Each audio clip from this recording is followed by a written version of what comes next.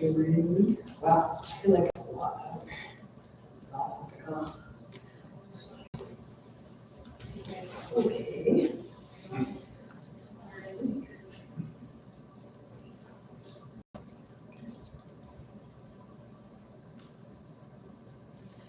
So, good afternoon, everyone. I hope you had a nice break. I am excited to begin discussing how we can cultivate good habits by wisely steering ourselves in how to think and act. That's the second topic for the day. But first, I'd like to give us a chance to complain. Yay. Are you sure? Of course, this has to come up when we're talking about cultivating our good habits. So, we are all living in a very active and highly competitive country. It can be a challenge to earn a living, carry out familial obligations, and then also find time for spiritual practice. I'm wondering, what are some of the conditions that affect your ability to practice? I can start. Childcare. Raising my 1-year-old daughter takes up a lot of my time. And of course, I love her and I'm happy to spend time with her. However, at the moment, she needs attention, morning to night, and it's hard to set aside time to practice and have the energy to do it. So how about you all? Sure. I don't know if we're doing the ultimate.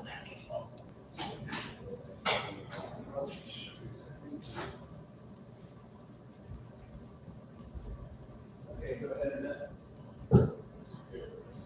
So I would have to say the most challenging thing I have seen and recognized so far are probably wrong views. And this is like, I guess even from an outer perspective, we live in a society, we live in America in the 21st century, in the 2020s.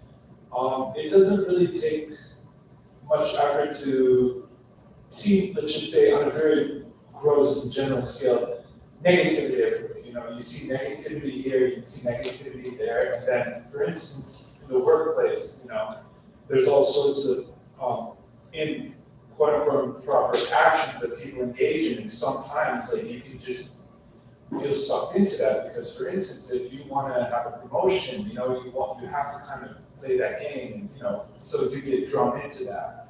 But on a very sneaky and subtle level, with those things, when people's sort of ambitions and sort of like a tendencies kind of like begin to coagulate, then there's a whole host of other things. And then if you, let's say, live with people who are non-Buddhist and, trying to reconcile, let's say, some things, like let's say somebody has an idea about how they want you to be, even though they may have good intentions, truly good intentions, to try to, be able to gently sort of tell them that, things are different here, this is not what I want, this, that, to get across that perspective in a proper way, because sometimes I am at fault of, trying to explain it in a way that I think I know better than them, but I may, but not really. And then in the end, it sort of cycles onto it. So it's like this whole thing about not maintaining, first of all, the right views, and then you have to sort of apply that to distinctly to each and every situation and sort of see where that is. Like, for instance, what you mentioned earlier about waking up, and you have bodhicitta going to benefit all sentient beings, and then by the end of the day, you're planning, like, how am I going to burn this place down? I hate this place, For instance, that's a joke for everyone else. So, just trying to maintain that perspective is really important for me because I see that everything else really hinges upon that. Because even though I may not know, for instance, the destination or where it is I'm going, if I have at least that idea, that perspective, that really sort of like orients me, even though I may be walking up the hill, I may be walking over a volcano, or like, you know, sand dune, whatever. So I really struggle with that to maintain proper balanced view.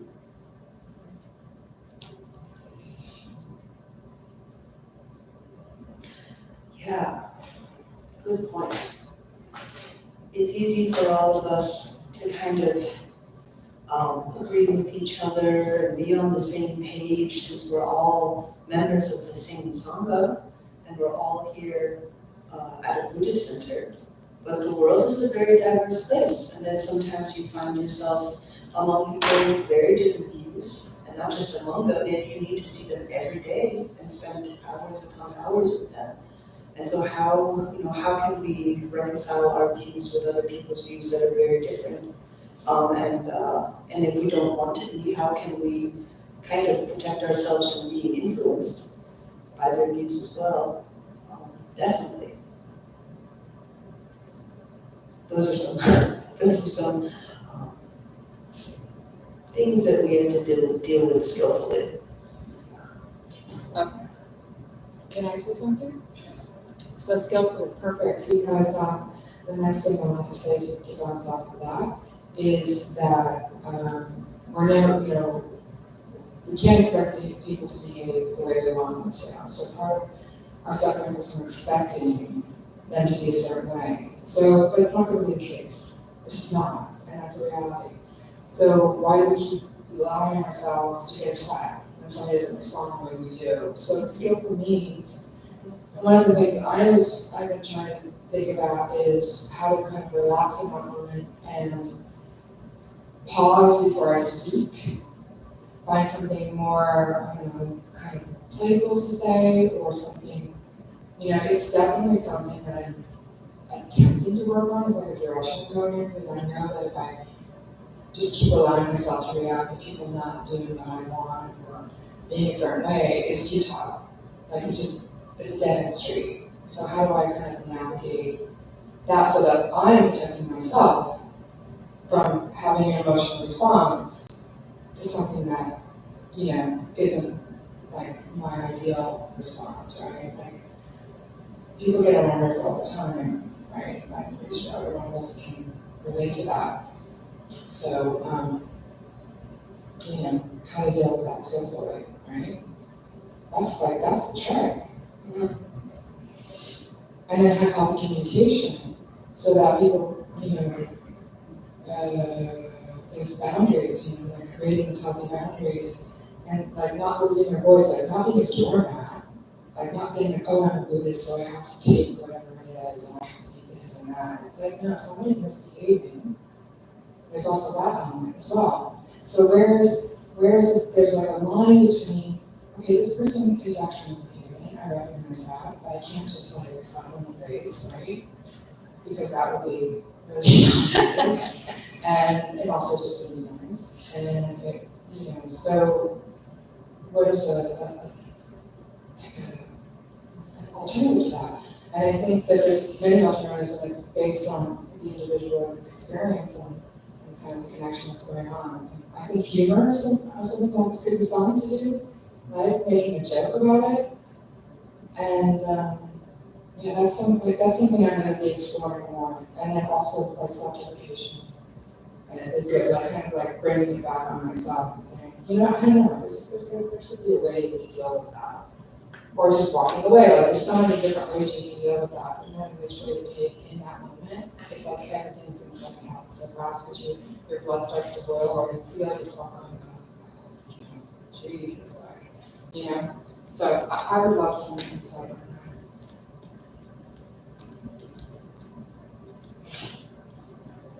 I think you bring up a really good point about expectations and how maybe a question to ask is, in what ways are we setting ourselves up for frustration and conflict by having certain expectations? I think recognizing that we have expectations is the first hurdle.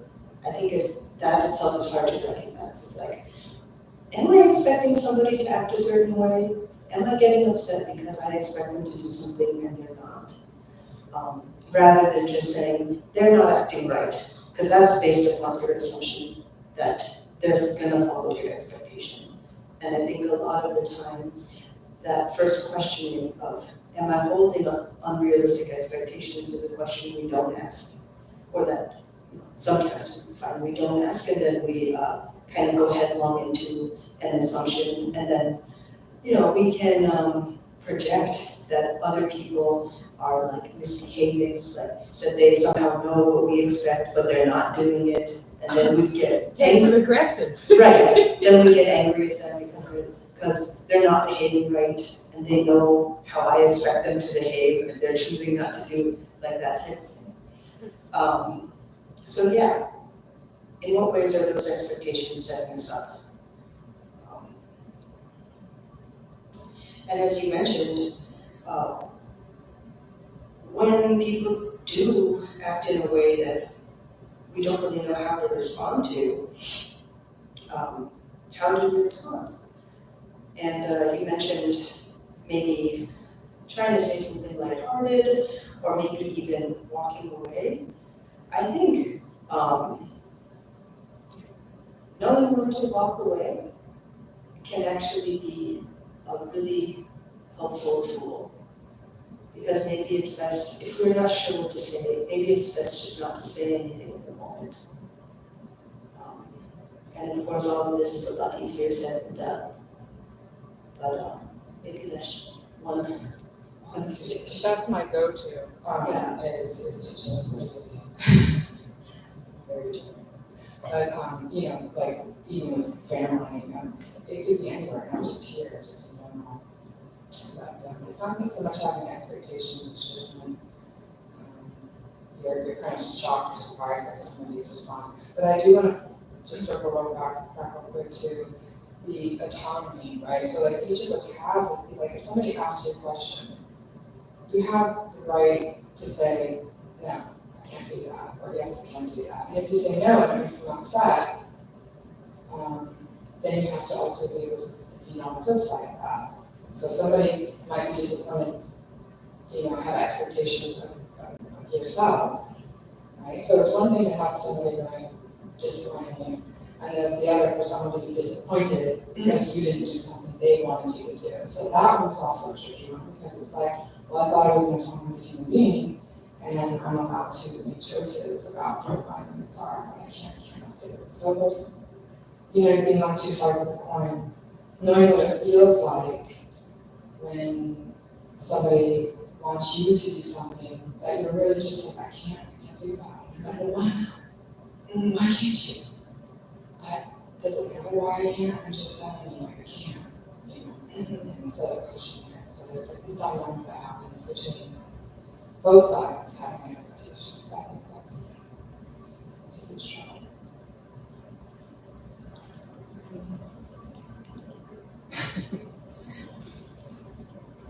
Just for those who have trouble with it, there used to be a song called Know When to Hold It, Know When to Fold It. Kenny Rogers. And that's always been, you kind of turn it into a little, know when to hold them, when to hold them. It makes it more fun. This is about practicing. I've never practiced because I've been afraid to screw up. I've meditated, but then it's just like, everything in the world just comes in. It's like, oh, I did the list, and then, oh no, I can put that away and go back to my breath. And it's like this little monkey mind thing, this little complete distracted. It's fascinating. And as I'm getting older, it's getting better. And I think it may be something that does get better with age, because things begin to slow down. So the mind begins to slow down, and I'm being much more able to settle into it than I used to be. What? Up here? Oh, okay. So So I'm kind of willing to try. I had an active practice for years where I would make a fire before dawn and before dusk every day for 4 years, based upon the time of the exact moment of dawn and dusk for my zip code. It's called Acme Hotel. And that was active. So it was much more easy to do it as a defined practice. But this is so much more free form. So you kind of have to be your own monitor to bring you back, not the sunrise or the fire goes out or anything like that. So it's going to be interesting to try again with a serious mantra. And I'll let you know. Well, I'm very glad that you're willing to keep trying. And also, we don't have to be closed-minded about the approach to the practice. In a little bit, I'll share with you guys a very brief daily practice I put together for those of us here who maybe don't have any formal practice and would like one. I tried to put one together. But if it's kind of in your nature to do things more active, there are ways where you can choose practices where maybe motion is involved. So I'm happy to speak with you about that. I've tried the perambulation, Uh-huh. and when I'm doing it like in Santa Fe and there are other people as part of the meditation or geometry, the consequences, everybody's walking so slowly. It's like, I feel like honking the horn and passing in the other lane. It's so frustrating.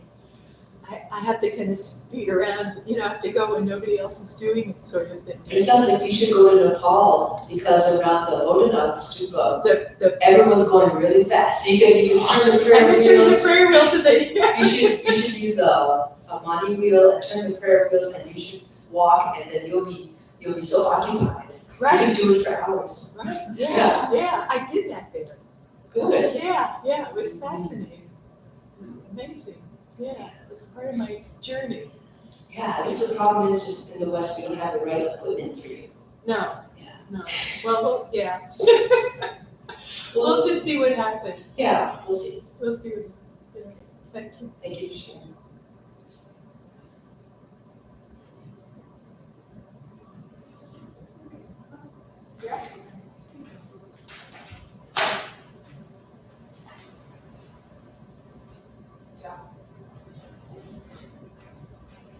Thank you, Chime. This is kind of a new thing, to be able to express ourselves here and tell the truth, No, I really appreciate that. I would just say one thing that really, to me, the teachings and being in the presence of masters and children of masters and being in a Buddhist center, kind of watching each other, I used to watch your father work with other people, talk to other people, and just learn so much from his compassion. Just listening, just kind of watching where I might have gone around and maybe hit that person or something. Or I might have thought bad thoughts about that person, he never did anything like that. And his honesty. And I think as I see this, really and truly what I've heard so many times is practice. Practice. And it's true, I'm so glad you're giving this seminar because I go through periods where I do, and then there are periods when I don't. And I'm always kind of sad when I don't because my life isn't as happy. And so one of the things that really helped me tremendously was the teaching your father gave Shenrezi. And that was an amazing teaching for me, because it helped me to catch myself thinking negatively about someone, number one. And number two, it gave me a way when I use my practice, kind of like a tool, to use that practice and see that person as generously sending me love, as well as I'm sending that person love. And I found it extremely magical. And it's not something that I can stop doing, because those negative feelings still pop up no matter what. And so I just, that practice, it has helped me to change a lot of my habits, as far as there's many, many more that I need to change. That the compassion is a real miracle, because I can use it also for myself when I'm feeling like I'm not being anywhere near where my potential, as far as 20,000 eons away from my potential. But just to think what occurred brings it at least 10,000 eons closer. That's all I can say.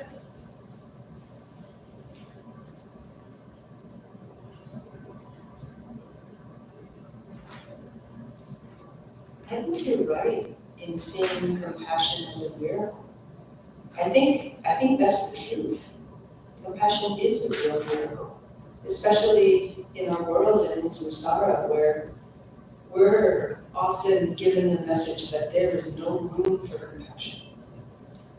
And learning that that's absolutely not the truth. And in fact, it would be so much better if it was the opposite. If we all made room for compassion and we all practiced compassion, what a very different world this would be. Yeah. If we tried to be mean, there wouldn't be any room. Right. There wouldn't be room for meanness, for being hard on other people if we were always being compassionate. It was like it would be a completely different world. It really would. Yeah, the feeling of scarcity, the feeling of possessiveness and territorialness. If instead we saw everybody as a family member, then that wouldn't exist. Yeah. And just as, you're happy to give up the good blanket for your grandma, you're happy to take a smaller piece of pie so that your grandpa gets a piece. It's not, you don't feel like it's a sacrifice or that it hurts. You're happy to, you want them to enjoy it. If instead we felt that way for everybody, then we could make room for everybody. But it's because we, oftentimes the feeling is the opposite, that we need the best thing and we need lots of it. And then there's not enough for everybody. It seems that way. So yeah, I think compassion is a miracle that makes everything possible. It's a great reflection. Thank you for this. All right, thank you for your responses. So, it sounds like there are lots of unique life conditions that affect us, affect our ability to practice. However, I would say that the fact that we're all here today, in person or virtually, means that we're making an effort to focus on the Dharma, and that is very excellent. Just because we may not have a lot of time right now to do practice does not mean that we can't do anything. We can always make good aspirations and cultivate good habits. As for the first of these, we can make a simple prayer that whatever practice we do be effective and lead to Buddhahood, for ourselves and others. We can also pray for the conditions to arise for us to develop our spiritual practice and to have more time for it in the future. Since everything is impermanent, things can change, and our intentions can affect change. I'd like to share a verse from the 37 Practices of the Bodhisattva by Geshe Tokugawa. It's also in the handout. You can find it there. And it goes like this. In brief, whatever course of action one takes, one should ask, what is the state of my mind? Accomplishing others' purpose through continually being mindful and vigilant is the Bodhisattva's practice. I think even if we can't seem to find much time for formal practice, we can still get in the habit of observing our mind and not letting ourselves engage in bad behaviors. There's a story, a much loved old story, about an old monk who was sitting in an assembly of monks at his monastery during a prayer gathering. They were sitting in long rows, and he happened to be near the end of the rows. And I don't know if you've ever been to a Tibetan monastery during a prayer gathering, but the tea serving is like an athletic sport. Young monks come dashing out of the kitchen with big metal teapots full of hot tea, and they race down the aisles, filling everyone's tea bowl very quickly. And sometimes they run into each other, and they even slip and fall. It's very riveting. Well, this old monk was watching this happen, and he saw everyone else's bowl getting filled with tea. He watched the tea servers go in and out of the kitchen many times, and they still had not reached him. He began to worry about whether or not there would be enough tea left for him. He even began looking at the upper rows to see if there might be an empty spot higher up. Then, all of a sudden, he realized what he was thinking and how covetous he had become of the tea. At that moment, he reached out his hand and turned his bowl over. The monk next to him asked, "Hey, why'd you turn your bowl over?" And the old monk replied, "I turned it over because I've had my fill of tea." The point of the story is, when we notice that we are engaging in negative mental patterns, like greed or covetousness, we should not let ourselves get away with it. We should do something to correct our bad behavior. If we let ourselves be influenced by our kleshas, they will only become more powerful. So that is an example of someone simply checking in on their mind and doing what they can to correct its behavior. Of course, not letting ourselves engage in that behavior is very important. However, there is another, more subtle negative habit that we engage in all the time, and that is pointless thinking, or daydreaming. There's a very famous story in Tibet that demonstrates the danger of daydreaming. It's called "The Father of As Famous as the Moon." And it goes like this. A very poor man came upon a large pile of barley. He put it in a big sack and went home, tying it to a rafter above him to keep it safe from scavengers and thieves. Then he lay down beneath it and started to daydream. Lying there, his mind began to wander. If I can sell this grain off in small quantities, that will make the biggest profit. With that, I can buy more grain and do the same thing again. And before long, I'll be rich. I'll become an important person in my community. Plenty of women will be after me. And I'll marry a beautiful one. Before long, she'll bear me a child. A son, of course. But what on earth are we going to name him?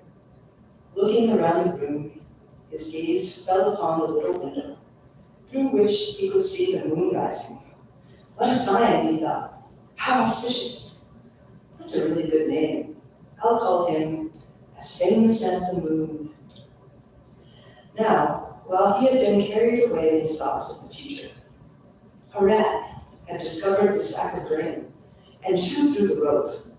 That very moment that the words, "as famous as the moon," left his lips, the bag of grain dropped from the ceiling and killed him instantly. And thus, as famous as the moon was never born. This story demonstrates the pointlessness of thinking about the future. And in words of my perfect teacher, Pater Rinpoche comments upon it, stating, "Such dreams about the past and future will never come to fruition and are only a distraction. Give them up altogether." I think there are many ways to interpret this story. One is that we should not get carried away in pointless thoughts, which may in turn harm the present. Another way, and perhaps one with more of a traditional Tibetan flair, is that everything the man was trying to do was ultimately pointless. I think this interpretation may be harder for us as lay Westerners to swallow, because if we apply that perspective to our lives, we may find that we too try to make plans to accumulate wealth, grow a family, and gain a good reputation. In his book, Pater Rinpoche includes a pithy poem by Gyaltsen Rinpoche that supports the view that worldly endeavors are pointless. And it goes like this.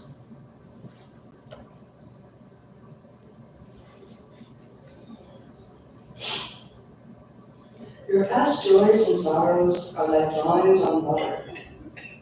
No trace of them remains. Don't run after them. But should they come to mind, reflect on how success and failure come and go. Is there anything you can trust besides the Dharma, Mani reciters? This means those who recite the Om Padme, which is pretty much very relevant to that. Your future projects and plans are like nets cast in a dry riverbed.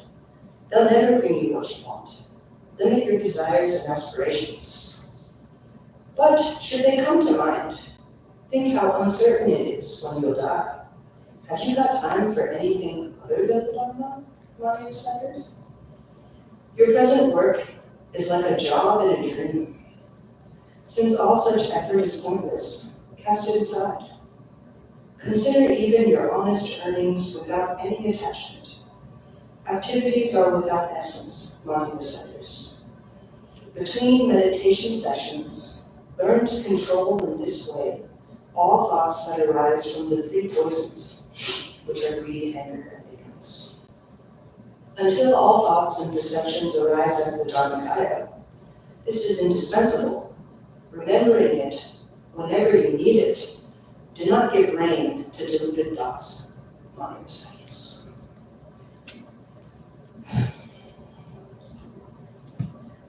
While we may appreciate this teaching by Gyaltsen Rinpoche, it may be quite difficult to completely take it up at the moment.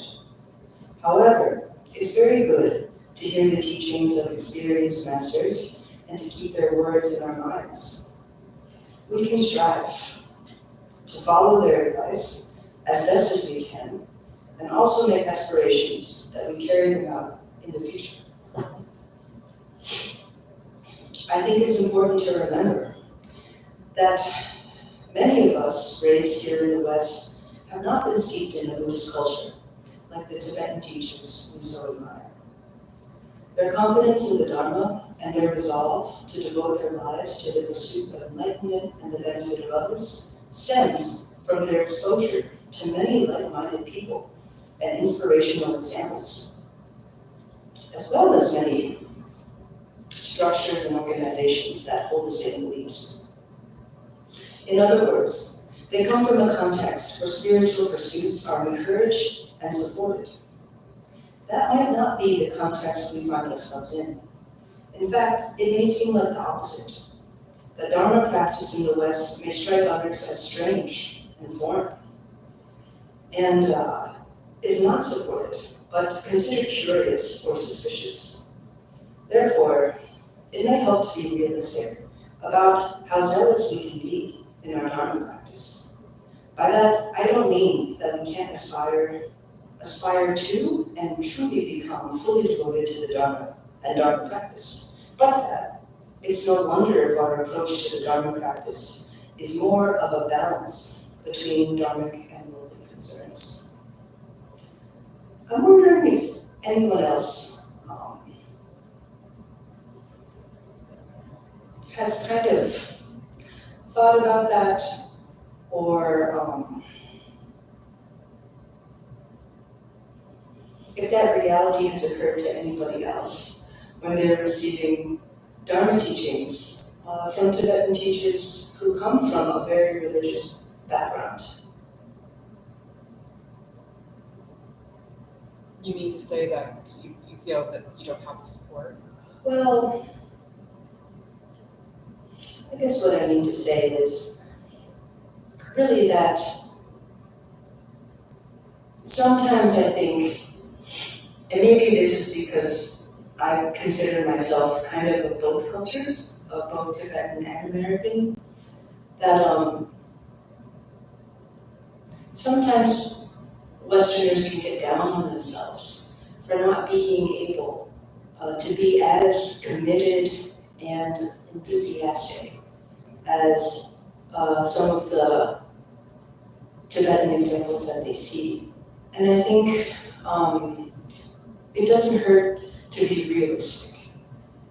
And I don't mean to say that as in like I'm only human. Not like that, not that we can't, but that we should be realistic about what exactly our context is.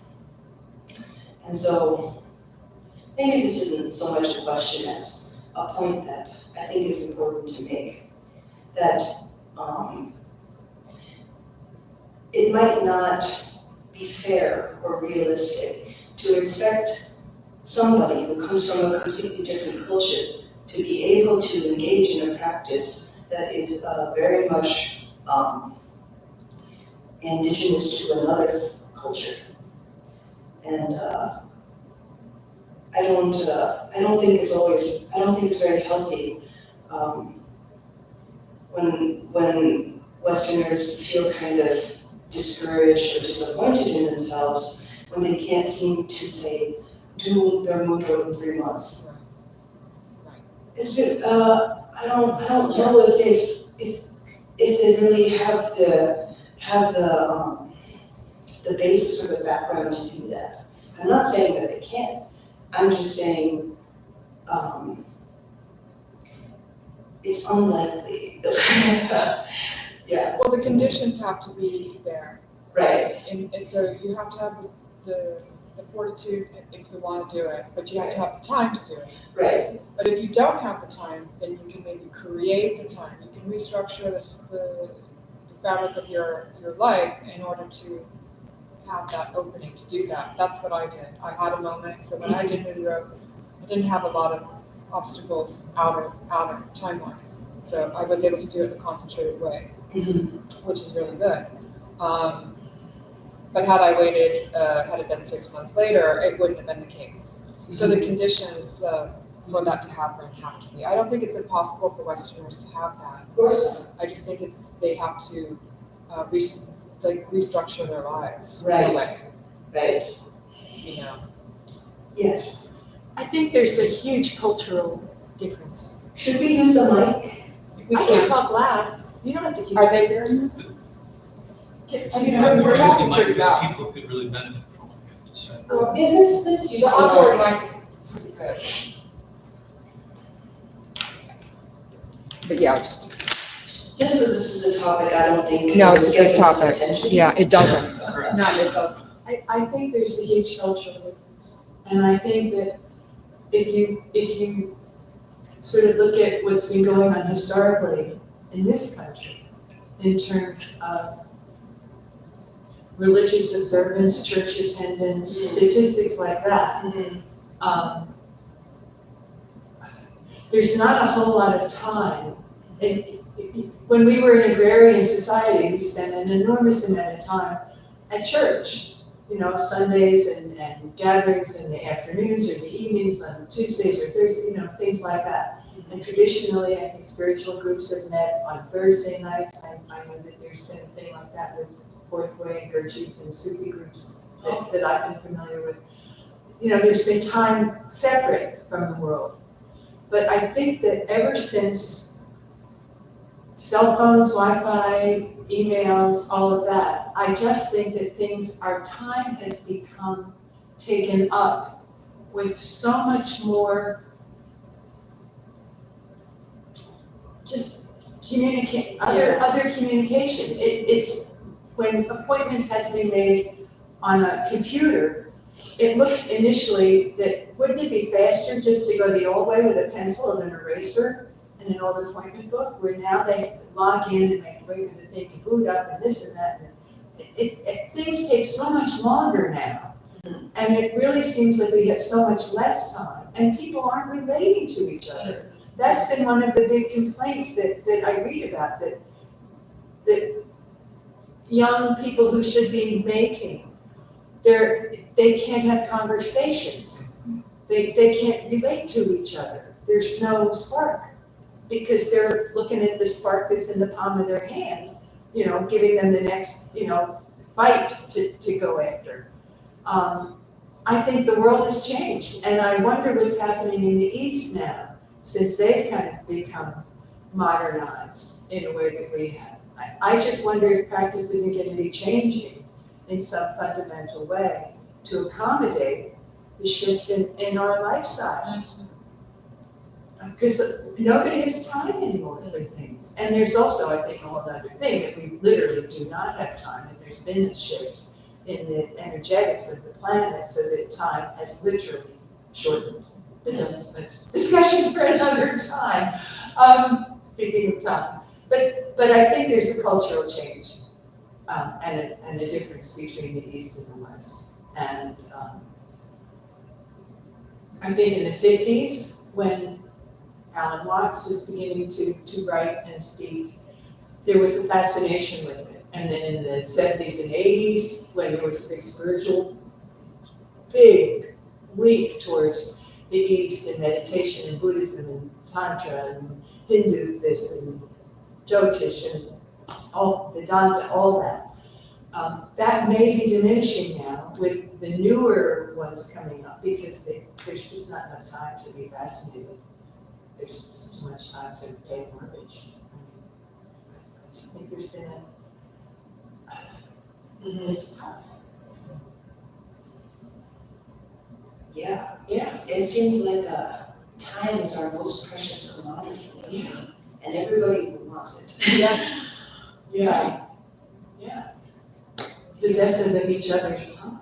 Yeah. It's fascinating.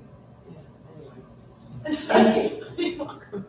Well, technology is a thing, right? So Yeah. you have a phone, people text you, they don't call you, you're texting somebody back and forth for an hour, it would take 5 minutes to have that conversation, Right. Yeah. right? Just because you have a phone doesn't mean you have to answer it. People expect you to answer your phone, like that's just the way it is. I don't get around. And I personally from old school. Thank you. I think my perspective is before all this technology stuff. So I think it's really based in the United States where people have been just really jaded with religion and capitalism and government and civil rights and kind of the chaos of American society. But, you know, I was someone who started in one faith, then went to a religious school of a different faith, then abandoned that faith, then got married in that faith, then found Buddhism. But I think for me it was just a hesitation because I'd already rejected 2 faiths. So then I went back and studied faith and religion in college. And I think there's a little bit of a distance that people keep. I think it has to do a lot with like spiritual materialism, like what Trungpa Rinpoche wrote about, and that Westerners just have this kind of fascination with distrust because they're not willing or they're afraid to have faith because they've been kind of swindled or hoodwinked before, whether it's, you know, religious authorities or other authorities of power, really taking advantage of people or exploiting people, and then there's no real source of refuge where it came from. And then, of course, the whole capitalistic rat race, people just being banned. So that's, I think in the United States, that's why it's wonderful that masters from Tibet and other countries have come here and established Dharma centers, genuine Dharma centers. But I think that most Westerners have a level, just that ounce of trust and lack of faith because of where they've been and the environment that they've been steeped in from an early age. So I do think definitely the concept of spiritual materialism is really important, but I think also our lamas have just talked basically about faith and people's kind of not being open to even feeling the spark of faith because of our past experiences. Mhm. And then there's Jesus. Well,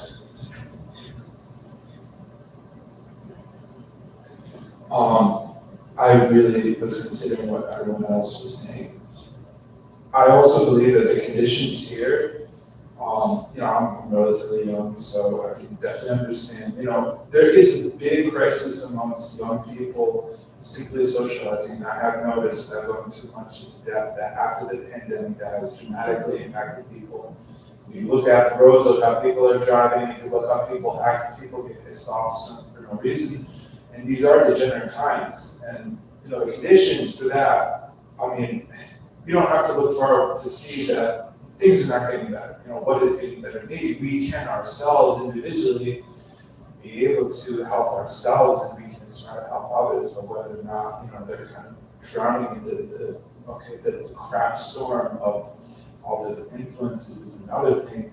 But I believe that, to have a teacher who comes from, let's say, Nepal or Tibet or Bhutan or places where that culture is strong, and for us to have that ideal is great because if you look at it from another perspective, like what if we are in a horrible area, but our lives are pretty good, that can be an amazing like inspiration for us, because even though maybe you go outside and you see people like stabbing each other, mugging each other, cursing at each other, and stealing from one another, if you're able to like recognize that and just, you have much more experience, I really don't, but like if you're able to use that energy and like that's what my other masters have talked about, like you can like progress so fast in the West, but it's just whether or not, like if we have a propensity or whether or not we have those conditions and that ability to do so, that depends. So I think also, these great masters are giving empowerments this year all over the world for these pretty high level things. Not like these are very advanced practices that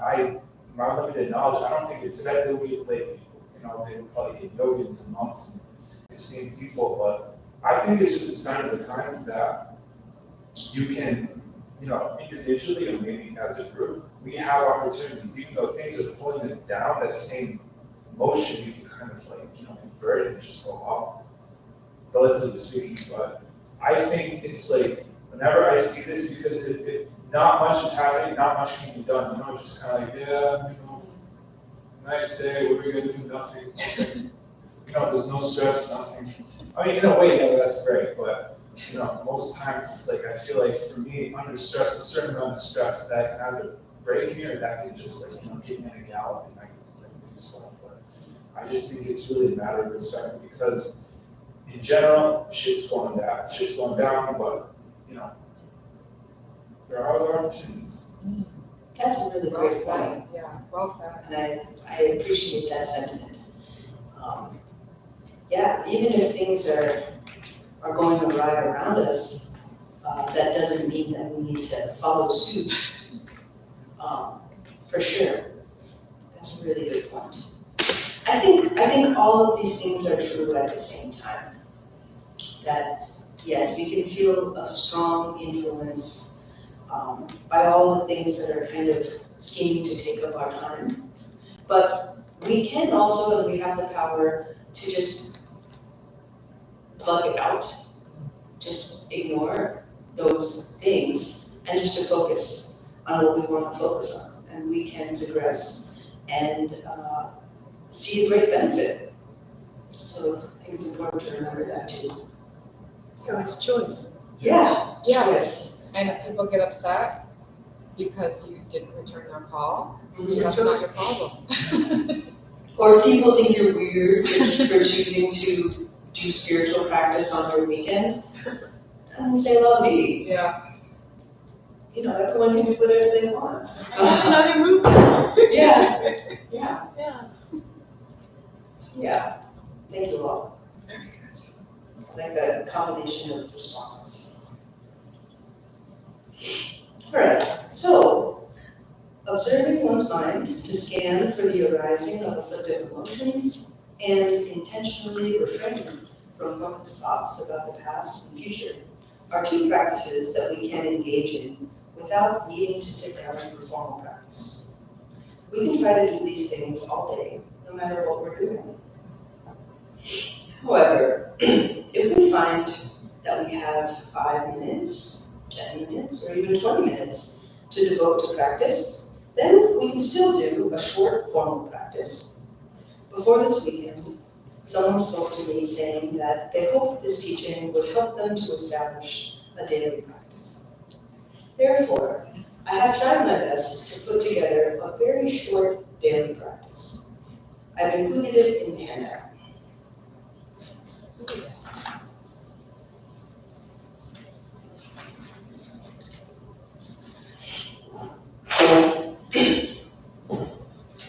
I'd like to mention that there are numerous prayers, sadhanas, and meditation styles one can choose. I chose the ones I did because they were very short and had a good meaning. However, this very brief daily practice I put together is only one of countless possible daily practices a person could do. So, please feel free to create your own daily practice. I just put this together because it was requested. And maybe for the handout tomorrow, I can try to put links to certain shorter sadhanas people like Phyllis mentioned, Chime sadhana. There's that one. There's the Shakyamuni sadhana. There's the praise to the 21 taras. All of those are some much loved shorter sadhanas that people can do. I chose not to include a sadhana because they tend to be a little longer. So in this thing I put together, there isn't a sadhana text, but I can make those available in the handout for tomorrow. So if anyone's interested, they can find it. Also, another thing I want to mention is that it is also possible to memorize your practice so that you can recite it anywhere you are. That is kind of a secret hack. Then you don't need to formally sit down with your text because you have them in your mind. So many experienced practitioners have completely memorized their daily practice, and it's therefore much easier for them to do it on the road, anywhere they are, so that can help a lot too, if you get to that point. So, this brief daily practice begins with a refuge prayer, because first and foremost, we have to admit that we need help, that we seek a better teacher than ourselves. It's important to know who exactly we're relying on as our guide and why we are seeking refuge. The answer being to become free of suffering and to attain enlightenment so that we can help others do the same. Therefore, the refuge prayer comes first. I think it might be nice if we recite it all together once in English. We can do it in English. And another note, when you do your own practices at home, if you want to recite them in Tibetan, if you read Tibetan, that's great. If you don't and you read the transliteration, that's great too. However, often there's English translation. So if you prefer to read the English, that's also fine. In fact, it's good to know what you're saying. So when we do this here together, I think we'll read these in English. Okay, so let's recite the refuge prayer in English. In the Buddha, the Dharma, and the assembly most excellent, I take refuge until I reach enlightenment. by the merit of generosity and other good deeds, may I attain good for the sake of all beings. And if you're wondering, well, maybe just do that once for now, since we're just discussing it. When it says, by the merit of generosity and the other good deeds, generosity here is a placeholder for the 6 perfections. They mean the 6 perfections. That's the first one. You're saying that the word generosity is a stand-in for saying the 6 perfections. Well, for the 6 perfections themselves, and I hope I get them right, let me list them out. Yeah, please. Generosity, let's see, I might not get them in the right order. Generosity, patience, I'm gonna work backwards. The last one is wisdom. Before that, there's joyful effort. That's diligence. Oh yeah, or diligence. I think there's meditation. I think there's also morality. And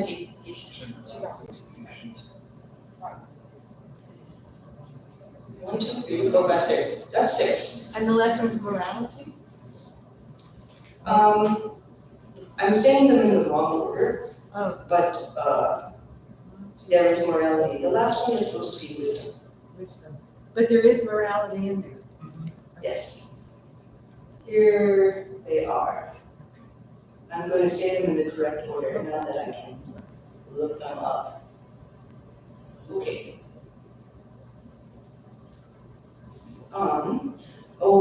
Okay, generosity, morality. Oh, that has way too many. Okay.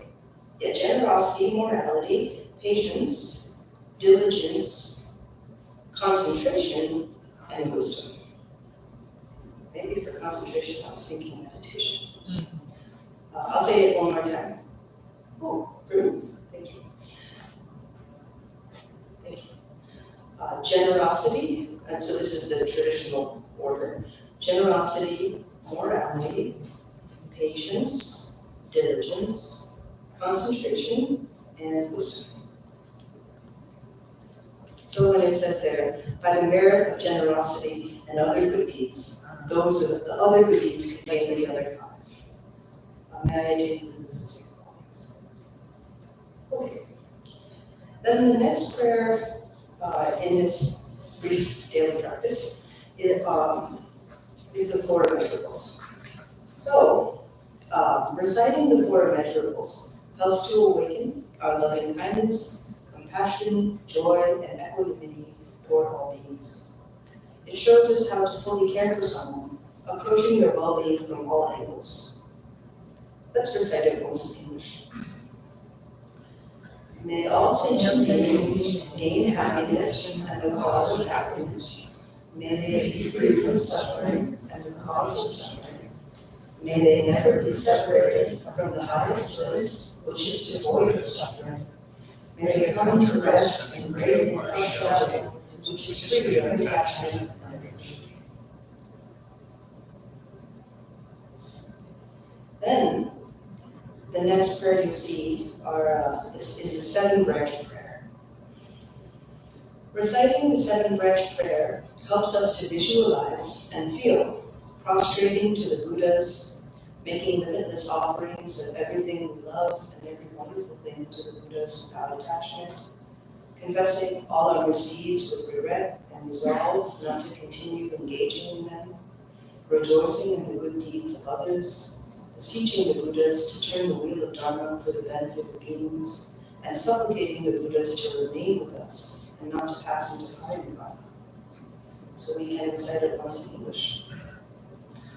Whatever virtuous actions I have accumulated through prostrating, offering, confessing, rejoicing, beseeching, and supplicating, I dedicate them to the full and perfect enlightenment of all beings. I forgot to mention the last thing, which is we request the Buddhas to remain with us and not to pass into higher Nirvana, and then, of course, we dedicate the merit of doing all of that to the enlightenment of all beings. That's the one I forgot, it's very important. All right, and then the next set of prayers are the four thoughts that turn the mind. So the last time we met, we discussed the precious human life. And this contemplation is actually the first of a set of four. They're known as the four thoughts that turn the mind away from samsara and towards Dharma. In Tibetan, it's called Lolop. These four thoughts are contained within our Wonder practice, also known as the preparatory practices or the foundational practices. However, I think it's very good to bring these four thoughts to mind because they help us to become more grounded, realistic, and courageous. So let's recite them once in English. It starts with O. Oh, in this swamp of suffering samsara, even if I acquire leisure and resources, my life is wasted. Terrified, I now regret my actions. I will not let this go to waste. I will employ my three gates in virtue. This world's nature is appearance like a magical illusion. There is not even a moment's permanence. This fixation on it as permanent is infantile. I will completely turn my mind away from this. However much you look, you will never find even a single case of the results of virtuous and negative actions being interchanged. In spite of that, I still crave this wondrous swamp. I will repeatedly contemplate the infallibility of actions. Samsara is craving and attachment to appearances. Although I know this is deception, I lack self-confidence. I am saddened by my self-deception. I will turn my mind to Dharma and cease wrongdoings. I don't know about you, but I think those four are very helpful. They're the best. I think they're great, and so that's why I put them in there. Actually, I pulled this from our Mundo text. This is usually a part of preparing us for the preparatory practices. But I thought it's really important that we recite this and think about it every day. And the four of them, as you can see, as it says, the first one focuses on understanding how difficult it is to attain this life and to attain the leisure and resources and the conditions that you mentioned that we have right now. That we're very fortunate to have that. And so therefore we shouldn't waste our lives because we might not get this opportunity again. Then the second one is about impermanence. We have a great life, right? But how long is it going to last? We have no idea. But we kind of act like we have all the time in the world. So it's about not doing that and to try to reset our minds to do something worthwhile. And the third one is about karma. Even though we know our negative actions are going to have negative results, that doesn't seem to be enough to deter us from engaging in negative actions. So it's about looking at that. And if we know that that's so, then why do we keep doing negative actions? It's kind of like doing a reality check. And then the fourth, about the sufferings of samsara. I think it spells it out really clearly. Samsara is craving and attachment to appearances. And that although we know that, we don't really believe it. That's also me and Chip bringing that up. We hear these things like we have everything we need to become Buddhas. Samsara is all about craving, or non-grasping is what's going to be able to help us have greater wisdom. We know it's true, but somehow, I don't know, we don't really believe it, or we have our doubts, or we kind of like doing the opposite. And so that's why it says, I'm saddened by my self-deception. I'm sad that I keep doing these things that I know are the wrong thing to do. And I will turn my mind to the Dharma and cease wrongdoing. So having said those things, then with newfound resolve to break free of our negative thought patterns, we can engage in a session of meditation. It can be a short session, or as long as you wish. Traditionally, people sit, but sometimes people also like to walk. So either way, we can try to meditate a little bit. Even 5 to 10 minutes of meditation will give you the opportunity to be with your mind, free from distractions on thoughts of the past, present, and future. And even if it's not completely free from distraction, at least you're trying. And you gotta You gotta try to succeed, and at some point you will. Then I have provided some simple meditation instructions in the handout. So I think down here it should. So that's where I listed a short meditation session, 5 to 10 minutes. And the instructions are simply be with your mind, your awareness. Do not slip into thoughts of the past, present, or future. Stay with your awareness. You are giving yourself a break from thoughts, and you may use your breath as an anchor if you wish. So that's just some very basic instruction. And then assume the proper position. In terms of the proper position, if you're seated on a cushion, try to sit with your back straight, your chin slightly tucked in, your tongue to the roof of your mouth, so that you give your saliva somewhere to flow, so you don't have to keep swallowing. Your eyes cast down a bit, and your hands are either placed on top of each other at your navel, or on both of your knees, back of your knees. That's the proper position. Following that, we're almost done, I swear. Following that, you can set your own custom aspiration for the day. I think it's kind of nice, when you do your daily practice, to be able to work something in that kind of encompasses what you aspire to accomplish that day. For example, today, may I be patient and kind to my family and everyone I meet. May I be compassionate and put the needs of others before my own. May I apply my 3 gates of virtue and bring clarity and awareness to all I do. That's an example of one. Or it could even be more customized. For example, if you have to give a presentation that day, you can make the aspiration that you give it calmly and smoothly. Or if you have to travel, you can pray that you and your companions reach your destination safely and so on. Whatever you kind of want to work in there into your daily aspiration. And then at the end of your practice, you dedicate the merit of it.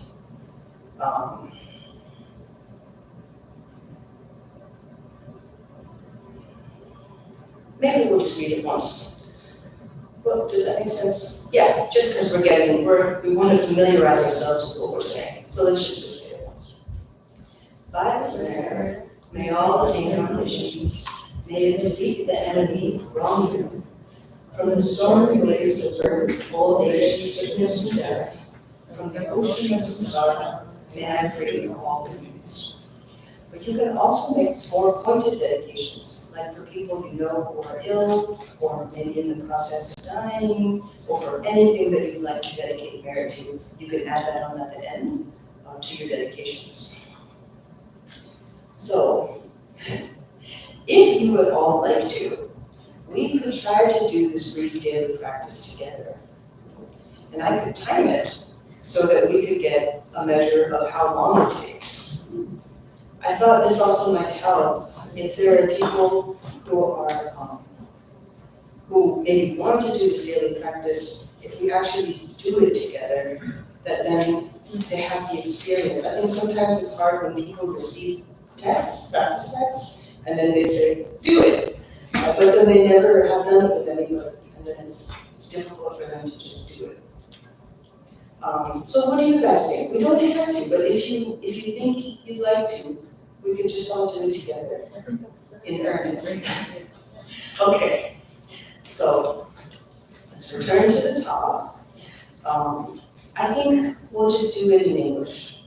And typically, as it says there, certain ones are usually recited 3 times, like refuge prayer, 4 measurables, 7 branch. Those are usually recited 3 times, so we'll do that as it's traditionally done.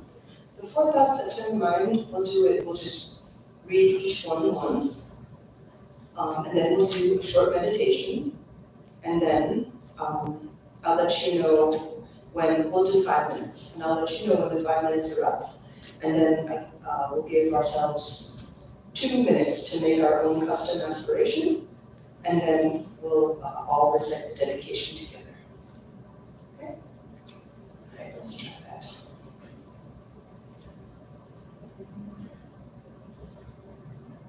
So I'll start my timer because, I don't know, I'm curious, maybe other people are curious, like, how long is this really Yeah. gonna take, you know? So we'll see how long Schedule. it really takes. Let's see. I'm doing stopwatch.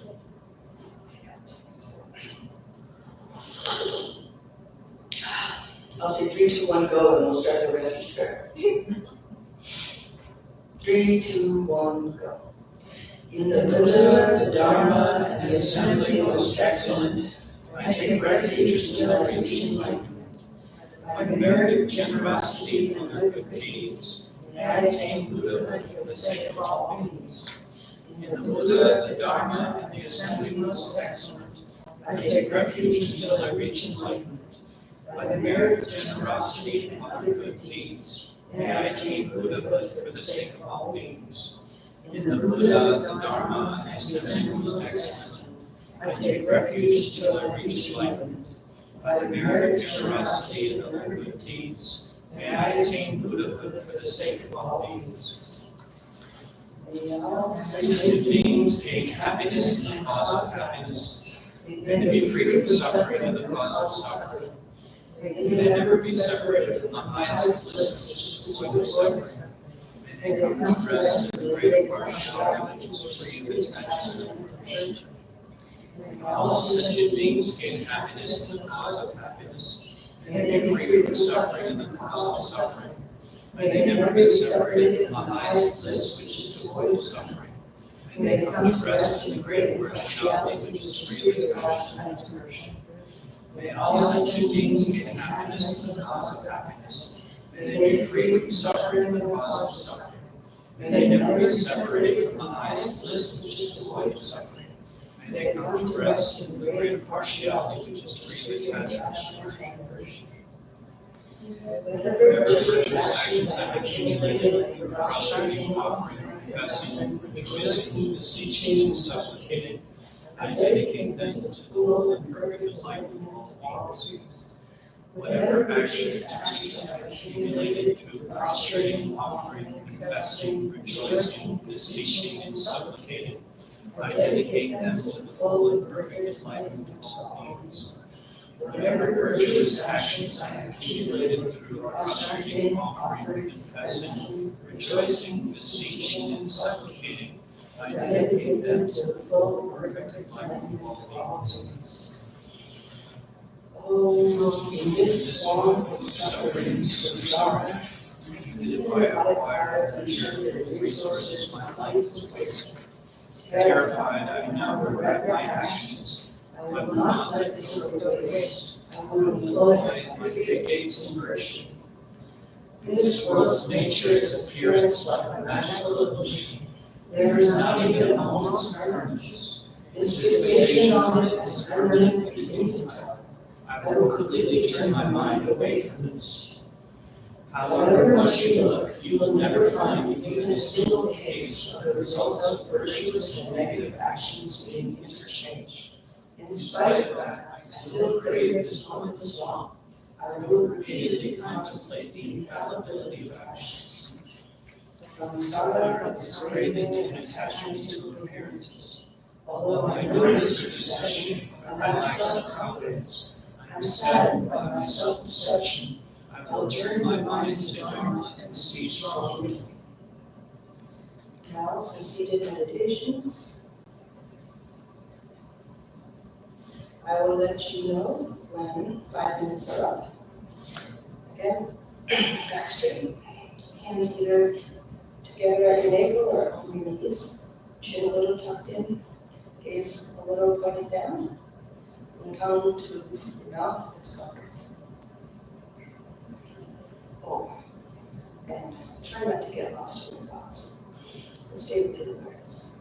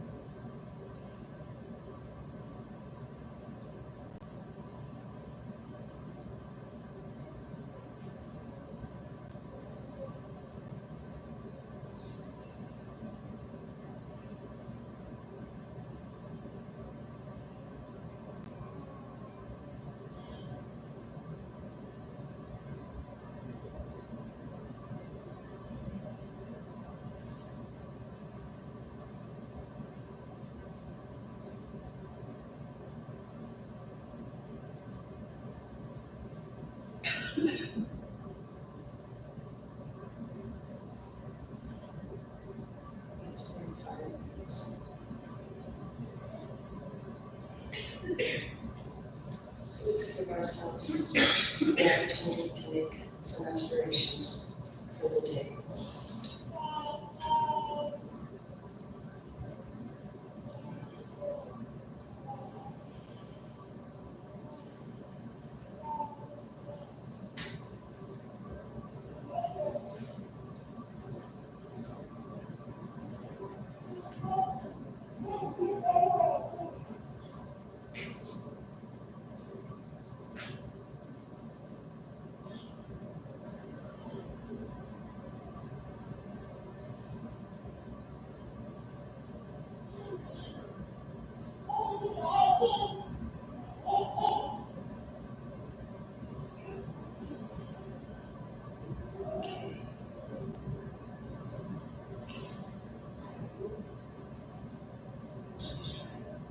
Dedication.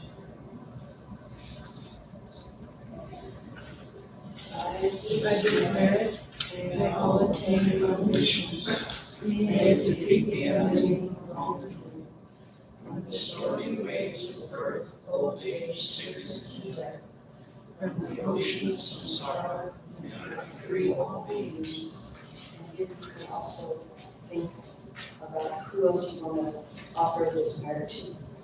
Just a couple seconds. Anyone who's ill, anyone who's struggling, any effort you want to add merit to.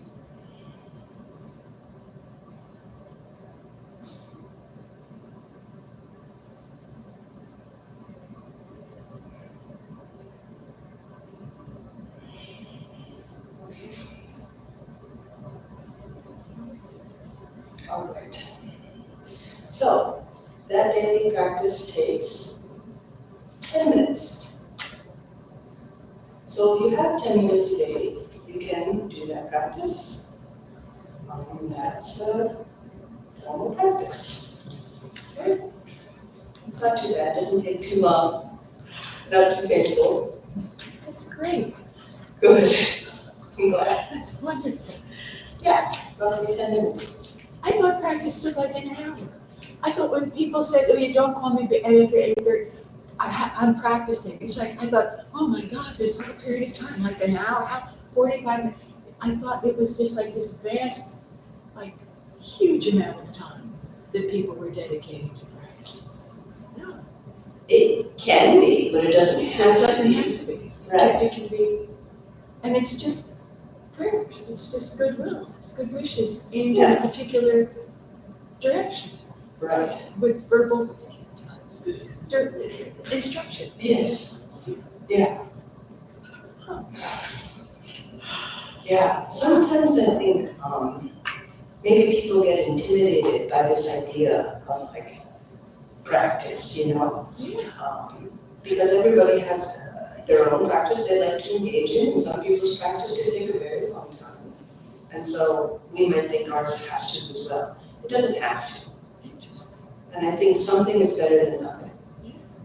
So I think 10 minutes of this is great. You know, you're setting the right intention, and you're cultivating good qualities, and you're giving yourself opportunity to do a little meditation, and dedicating the merit, can't hurt. So yeah, that's it. You don't have to do this at all, but this is something for those who are looking for something. And it doesn't take long, it's 10 minutes. Our TV shows are longer than that. God. You can do this 3 times, right? Everybody can find 10 minutes, right? And it brightens. Yeah. Oh, it makes you feel It better. really brightens. As Phyllis was saying, yeah. Yeah. That when we do our practice, we feel better. But sometimes the idea of practice really makes us sad. And we don't want to do it. But then when we do it, it's like exercising, It's right? vacuuming on later. When you find yourself exercising or jogging, you feel good. But to make yourself do it is very difficult. It's the same thing. It's often the things that are good for you, it's hard to start doing them. But There's a once gravitational force to negativity. yeah, it's the laziness, it's the stagnancy, the staticness. It's amazing. Yeah, but if you break through that, you'll feel better. Yeah. Okay.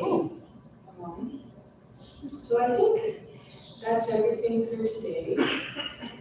Let's close with the dedication prayers and the KPL booklet.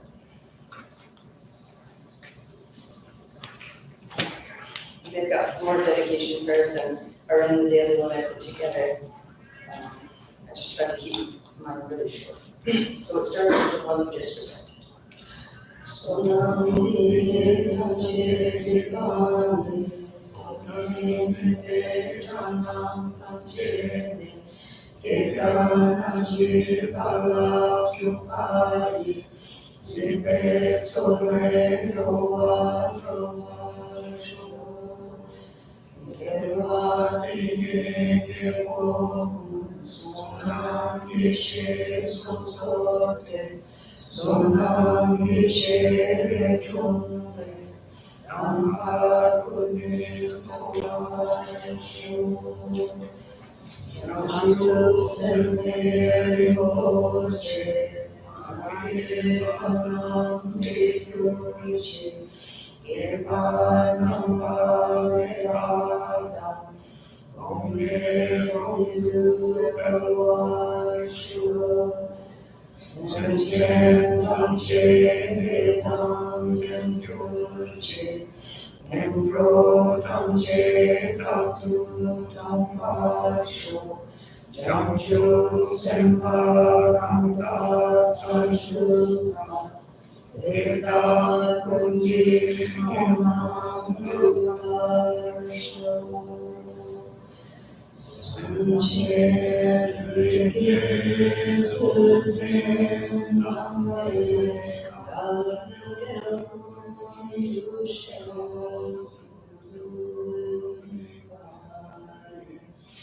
Sapere giunge sama, shusi chokare kashisho.